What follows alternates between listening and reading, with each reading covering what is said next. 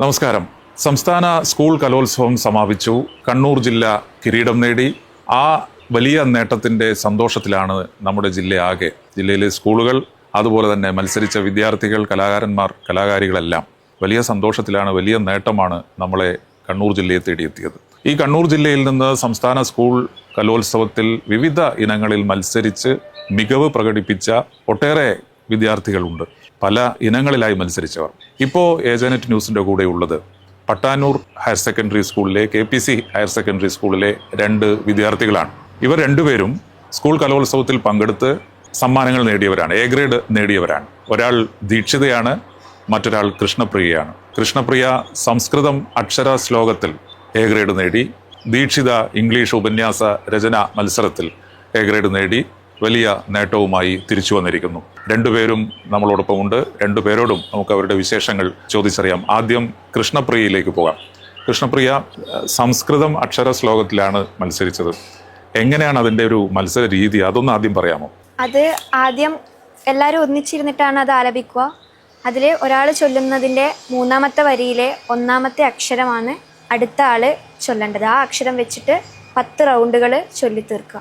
അങ്ങനെയാണ്. അപ്പോൾ എങ്ങനെയാണ് ഇത് പഠിച്ചെടുത്തത്? എങ്ങനെയാണ്? എന്താണ് ഇതിൻ്റെ ഒരു മുന്നൊരുക്കം? എന്താണ് മുന്നൊരുക്കം? ടീച്ചേഴ്സ് സ്കൂളിൽ നിന്ന് പറഞ്ഞിട്ട് അവരെ പഠിച്ചതാണ് ഞാൻ. അങ്ങനെ അവർ ശ്ലോകങ്ങൾ തന്നു. ആ പുസ്തകത്തിൽ അത് ഞാൻ കാണാണ്ട് ബൈഹാർട്ട് ചെയ്ത് പഠിച്ചു. അങ്ങനെ ഞാൻ അത് ആലപിച്ച് അതിൻ്റെ ഈണങ്ങളൊക്കെ കറക്റ്റ് പഠിച്ചെടുത്തു. ഈ ചൊല്ലിയ ശ്ലോകങ്ങളുടെ ഒക്കെ അർത്ഥമൊക്കെ ഏതാണ്ട് അറിയോ? ആ ടീച്ചർ പറഞ്ഞു തന്നിട്ടുണ്ട് കുറേ. ആ ശ്ലോകത്തിൻ്റെ ഏതെങ്കിലും പെട്ടെന്ന് മനസ്സിൽ തോന്നുന്ന ആ വരികളൊന്ന് നമുക്ക് വേണ്ടി ചൊല്ലാമോ? ആദിക്ഷാന്ത സമസ്ത വർണ്ണനികരി ശംഭോ സ്ത്രീഭാവാകരി കാശ്മീരാ ത്രിപുരേശ്വരി ത്രിനയനി വിശ്വേശ്വരി ശർവരി കാമാകാംക്ഷകരി ജനോദയകരി കാശീപുരാധീശ്വരി ഭിക്ഷാം ദേഹി കൃപാവലംബനകരി മാതാന്നപൂർണേശ്വരി. എന്താണ് ഇതിന്റെ അർത്ഥം? ഒന്ന് പറയാമോ? അത് ദേവിയെ സ്മരിച്ചുകൊണ്ട് ചൊല്ലുന്ന, അതിങ്ങനെ അതിൽ ഒരുപാട് വരുന്നതാണ്. അത് സ്മരിച്ചുകൊണ്ട് ചൊല്ലുക. തീർച്ചയായും പഠിപ്പിക്കുന്ന ടീച്ചറും അതുപോലെ വീട്ടുകാരുടെയൊക്കെ ഒരു പിന്തുണ എങ്ങനെയാണ്? എല്ലാവരും നല്ല സപ്പോർട്ടാണ്. വീട്ടിലും നല്ല സപ്പോർട്ടാണ്.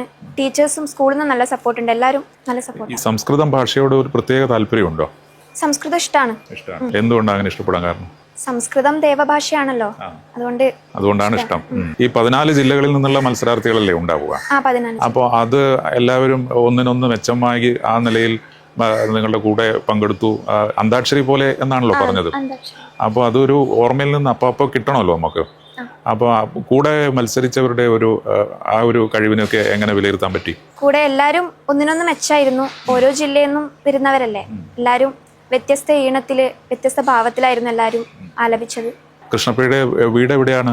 വീട് ഇരിക്കൂർ, കുട്ടാവ് എന്ന് പറയും. വീട്ടുകാരുടെ പ്രോത്സാഹനം നന്നായിട്ടുണ്ടോ? ഉണ്ട്. ഓക്കെ. അപ്പോൾ ഈ സംസ്കൃതം ഭാഷയിൽ ഇനിയും ഇതുപോലെ തുടർന്ന് പോകണമെന്ന് താല്പര്യപ്പെടുന്നുണ്ടോ? കാരണം സംസ്കൃതം നമ്മൾ അങ്ങനെ ഉപയോഗിക്കുന്ന ഒരു ഭാഷയല്ല. പക്ഷേ ആദ്യകാലത്തൊക്കെ ഒരു വലിയ സാധ്യതകളൊക്കെ ഉണ്ടായിരുന്നു. എങ്ങനെ ആ ഒരു രംഗത്ത് നിൽക്കണം എന്ന് തോന്നുന്നുണ്ടോ? സംസ്കൃതം ഇഷ്ടമാണ്. അക്ഷരശ്ലോകം ഇനിയും കുറെ പഠിക്കണം. അത് മുന്നോട്ട് കൊണ്ടുപോകണമെന്ന് ആഗ്രഹമുണ്ട്. ഇവിടെ ഏത് ക്ലാസ്സിലാണ് പഠിക്കുന്നത്? ഞാൻ 10ാം ക്ലാസ്സിൽ. സംസ്കൃതം അല്ലാതെ ഈ ഒരു മേഖല അല്ലാതെ മറ്റേതെങ്കിലും കലാപ്രകടനങ്ങൾ, കലാവാസനകൾ അങ്ങനെ എന്തെങ്കിലും ഉണ്ടോ എക്സ്ട്രാ? ഞാൻ കവിതാലാപനത്തിന് പിന്നെ സംസ്കൃതം പദ്യത്തിന് കഴിഞ്ഞ പ്രാവശ്യമൊക്കെ സ്റ്റേറ്റിൽ പോയിട്ടുണ്ട്. മലയാളം കവിത? മലയാളം കവിത. ഒരു മലയാളം കവിതയുടെ വരികൾ ചൊല്ലാമോ? നിശബ്ദം തുറന്നിട്ടു ഞൊടി നേരത്തെ കാരോ വിശ്വസൗന്ദര്യത്തിൻ്റെ ഈടുവെപ്പുകളൊന്നായി ആകാശമലർവാടി തളിരും താരും ചൂടി 1000 വസന്തങ്ങൾ ഒരുമിച്ചതുപോലെ നിശബ്ദം തുറന്നിട്ടു ഞൊടി നേരത്തെ കാരോ വിശ്വസൗന്ദര്യത്തിൻ്റെ ഈടുവെപ്പുകളൊന്നായി. വളരെയധികം മനോഹരമായിട്ടുണ്ട് കൃഷ്ണപ്രിയ. എന്തായാലും ഉള്ള കഴിവിനെ കൂടുതൽ മെച്ചപ്പെടുത്തി മുന്നോട്ട് പോകാൻ കഴിയട്ടെ. കണ്ണൂർ ജില്ലക്ക് കിരീടം കിട്ടി, കൃഷ്ണപ്രിയയുടെ കൂടി അതിനകത്തൊരു സംഭാവന ഉണ്ടാകാം. എന്തായാലും എല്ലാവിധ അഭിനന്ദനങ്ങളും നേരുകയാണ്. ഇനി കൂട്ടുകാരിയുടെ വിശേഷം കൂടി ഒന്ന് ചോദിച്ചറിയട്ടെ.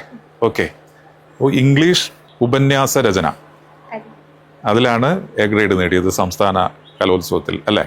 എന്തായിരുന്നു ഉപന്യാസ ഇംഗ്ലീഷിലെ വിഷയം എന്തായിരുന്നു? ഫ്യൂച്ചർ ഓഫ് ഡെമോക്രസി, ജനാധിപത്യത്തിന്റെ ഭാവി. എന്താണ് പുതിയ കാലത്തെ ജനാധിപത്യത്തെ കുറിച്ച് അഭിപ്രായം? പുതിയ കാലത്തെ ജനാധിപത്യം കുഴപ്പമില്ല, പ്രശ്നങ്ങളൊന്നുമില്ല. പ്രശ്നങ്ങളില്ല എന്നല്ല, ചില തരത്തിൽ പ്രശ്നങ്ങളുണ്ട്, ചില ഫീൽഡിൽ കുറച്ചും കൂടിയും ഇമ്പ്രൂവ് ചെയ്യാനുണ്ട്. എന്താണ് ജനാധിപത്യ സമ്പ്രദായമാണല്ലോ നമ്മുടെ രാജ്യത്തുള്ളത്. ദീക്ഷിത എന്ന് പറഞ്ഞാൽ ഈ പുതിയ തലമുറയിലെ ഏറ്റവും പ്രധാനപ്പെട്ട ഒരു തലമുറയിലെ പ്രതിനിധിയാണ്, കുറേ ആളുകളുടെ പ്രതിനിധിയാണ്. ജനാധിപത്യം എങ്ങനെ മെച്ചപ്പെടണമെന്നാണ് ദീക്ഷിതയ്ക്ക് തോന്നുന്നത്? എല്ലാവർക്കും അവർക്ക് വേണ്ടുന്ന ജീവിത സാഹചര്യങ്ങൾ കൊടുക്കുക, എല്ലാവർക്കും അവകാശങ്ങൾ ഉറപ്പാക്കുക. നമ്മുടെ ഭരണഘടനയുടെ ഭാഗമായിട്ടുള്ള അവകാശങ്ങളൊക്കെ ഉറപ്പാക്കുക അല്ലേ? തീർച്ചയായിട്ടും. ഈ ഉപന്യാസത്തിൽ ദീക്ഷിത എഴുതിയ ആ ഒരു കണ്ടന്റിനെ കുറിച്ച് ഒന്ന് പറയാമോ? ജനാധിപത്യത്തിന്റെ ഭാവിയെക്കുറിച്ച് ഉത്കണ്ഠകളുണ്ടാവും, സംശയങ്ങളുണ്ടാവും അല്ലേ? അതിന്റെ നല്ല വശങ്ങളെക്കുറിച്ച് എഴുതിയിട്ടുണ്ടാവും, ഉറപ്പായിട്ടും ഉണ്ടാവുമല്ലോ. ആ ഒരു പോയിന്റ് എന്തൊക്കെയാണെന്ന് പറയാമോ? എല്ലാത്തിൻ്റെയും ഭാവിനെ തീരുമാനിക്കുന്നത് ഇപ്പോൾ എന്താണോ ചെയ്യുന്നത് അതല്ലേ, പ്രസന്റ് ടൈം എന്ത് ചെയ്യുന്നു. അപ്പോൾ അത് തന്നെയാണ് ഡെമോക്രസിയുടെയും ഭാവി ഉണ്ടാവുക എന്നുള്ള രീതിയിലാണ് എഴുതിയത്. എത്ര സമയം ഉണ്ടായിരുന്നു ഇതിന്റെ മത്സരത്തിൽ? 2 മണിക്കൂർ. 2 മണിക്കൂർ. ആ വിഷയം അവിടെ നിന്ന് തന്നെയാണല്ലോ കിട്ടുക. വിഷയം കിട്ടിയപാടെ ഒന്ന് പകച്ചുപോയോ?